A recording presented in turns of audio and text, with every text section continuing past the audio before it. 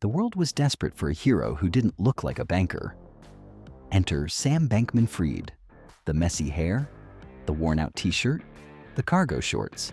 He played League of Legends during high-stakes board meetings with Sequoia Capital. He slept on a beanbag next to his desk. It was a meticulously crafted image of effective altruism. A billionaire who didn't want the billions. A messiah in sneakers promising financial inclusion for the unbanked. The venture capitalists fell in love with the story. The valuation of FTX hit $32 billion. The logo was everywhere, from Formula One cars to the Miami Heat arena. But the beanbag was a prop, the shorts were a costume, and the altruism was a shield for a digital heist of unprecedented scale. While Sam was preaching transparency on Twitter, the code was telling a different story.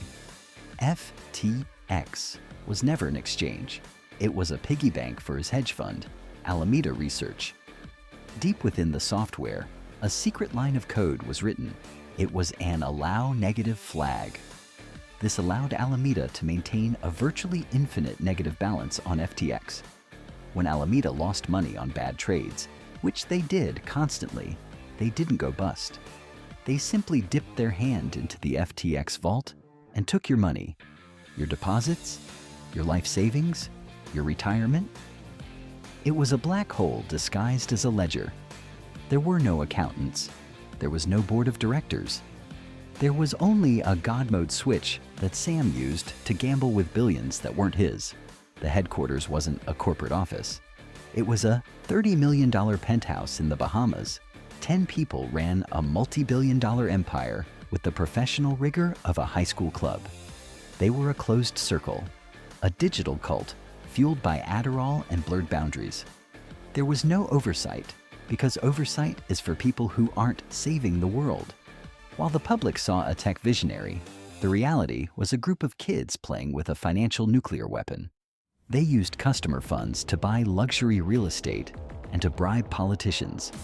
They spent hundreds of millions on celebrity endorsements to lure in more victims. Tom Brady, Steph Curry, Larry David.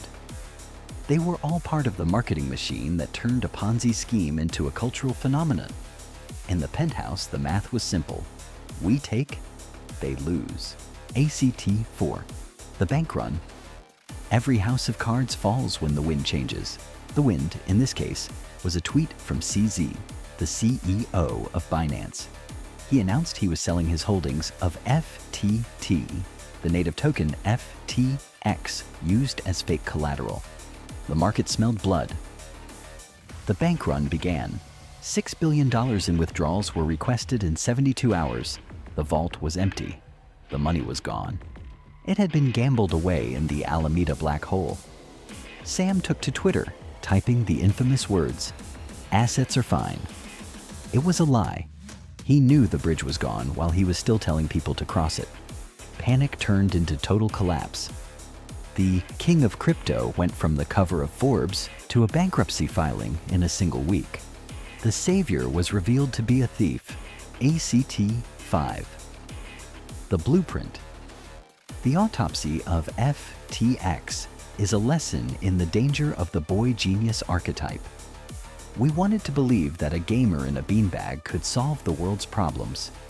We ignored the red flags because the effective altruism narrative felt good. But math has no emotions. When the accounts don't balance and the CEO is unblinkingly confident, someone is being robbed. Sam Bankman-Fried didn't disrupt finance. He reminded us why the old rules exist. He used the language of the future to commit the oldest crime in history. The cell door has finally closed, but the billions are still missing. Don't trust the persona, trust the proof. Welcome to the Blueprint. Subscribe to see the autopsy of the next digital god. Join the newsletter. Understand the logic of greed. The game is over.